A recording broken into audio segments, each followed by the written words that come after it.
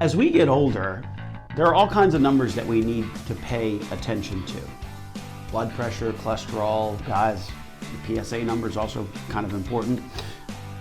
What are some of the numbers, though, that you need to be aware of when it comes to your long-term financial security? Welcome back to Dollars and Cents, where we help you make sense out of all of life's decisions involving your dollars. We're Central Florida's longest running radio program, coming to you on Sunday mornings on the News Radio WFLA Orlando network, along with 96.9 The Game. Also happen to be one of the top 25 financial planning podcasts on the World Wide Web, with over 12,000 downloads of our program. My name is Joel Garris. I'm a certified financial planner, certified financial fiduciary with Nelson Financial Planning, where our team of certified financial fiduciaries stands ready this very week to help you change your life with a successful and cost-effective financial plan that provides you with peace of mind for the future. So what are those numbers that we need to be aware of?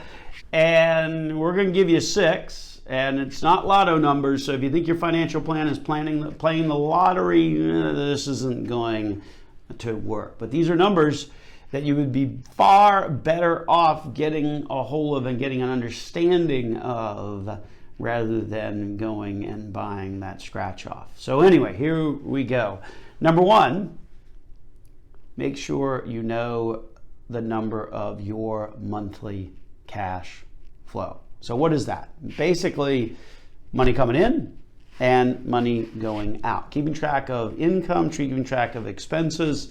If your expenses are more than your income, you have a problem. If your income is more than your expenses, then congratulations, you're able to save money for the future. How do you get better on all of that? Well, one word: budget.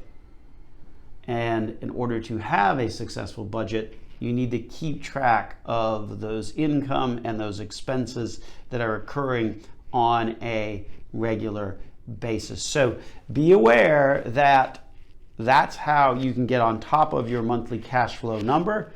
Understand what it is, know that what it is, and if you don't like what you're seeing, then particularly if it's a negative number, you're not going to like that, then how do you actually improve it? And that's the process of keeping track of your income, your expenses, and most importantly, going through that budget.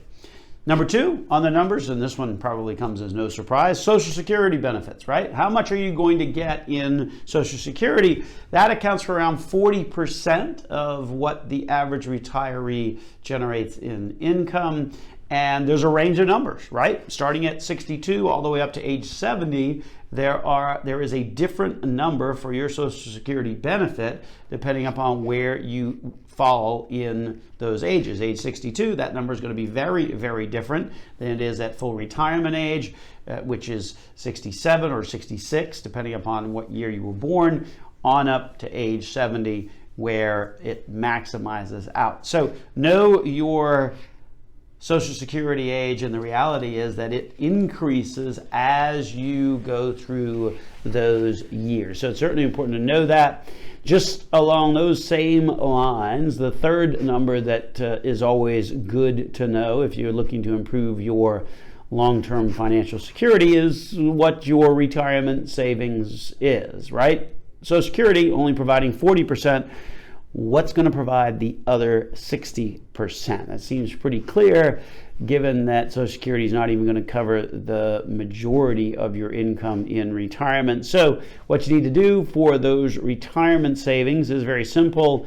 Add it all up from all sources of liquid investments. So liquid investments don't include real estate or similar types of investments that you cannot immediately convert to cash. When we think about retirement savings in general, it's really looking at those assets that you can immediately convert to liquidity. That's how you find that number. You add all of those numbers up, and then what you do is you divide by 25. That's the same thing as taking 4%. Divide by 25 is usually something that more people can relate to and mathematically. And so if you divide by 25, then that's the amount of income that you could reasonably get from your retirement savings. Take that number and then add it to your Social Security and any other sources of income that you have, like pensions or like your net off of any rental properties, and that will give you a good idea of what your retirement savings number is. So obviously those first three, retirement savings, Social Security, and monthly cash flow, are pretty important. Here comes the other three. Credit score. If you've listened to the program on a regular basis, we just a couple of weeks ago talked a lot about credit score, what it consisted of, how to improve it, things like that. We refer to the prior episode on our social media channels if you want to learn more about that. But basically, your credit score determines how much interest you're going to pay. And it's easy to order a free copy. Just go online to do that. If your credit score is below 760 within today's number range, then there's certainly some room for improvement. What's the single biggest way you can improve your credit score? Pay your bills on time. That's the biggest factor that influences your credit score. So make sure you know what your credit score is, because that affects how much you're able to borrow, or the rate at which you're able to borrow. And then, of course, hand in hand with the credit score, right, goes to knowing your debt number, specifically your debt to income ratio. That's important for things like not just mortgages and applications for mortgages, but for peace of mind as well. If your debt to income ratio is a high one, then that means you've got a lot of debt and not enough income to really cover it as comfortably as you would like. So in order to determine that, you've got to add up how much you owe, right? That determines your debt. If you add up the monthly payments that are associated with that debt and then compare them to your monthly income, that then determines your debt to income ratio. The lower the number, the better. So hopefully that means that if you're applying for a mortgage, you're keeping that number down below 35%. That debt to income ratio determines the flexibility that you'll have while you are paying that debt to have extra income to put away towards things like retirement savings and what have you.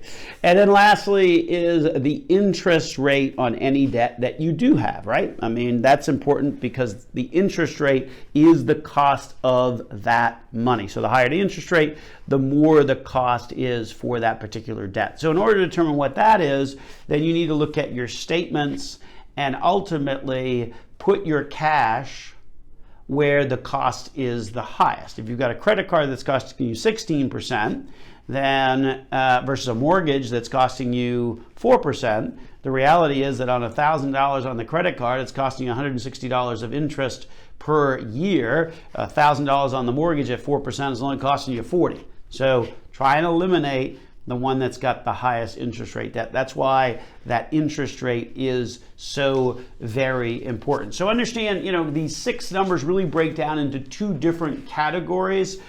How much, what your current monthly income is, your monthly cash flow, your Social Security, your retirement savings, all of that relates to sort of how much you're putting away along the way for your future retirement. The back three sort of deal with debt, credit score, debt to income ratio, and then of course interest rate. Those all deal with improving the debt side of the equation. So if you think of it in terms of assets versus liabilities, a very traditional way to think of any type of financial structure.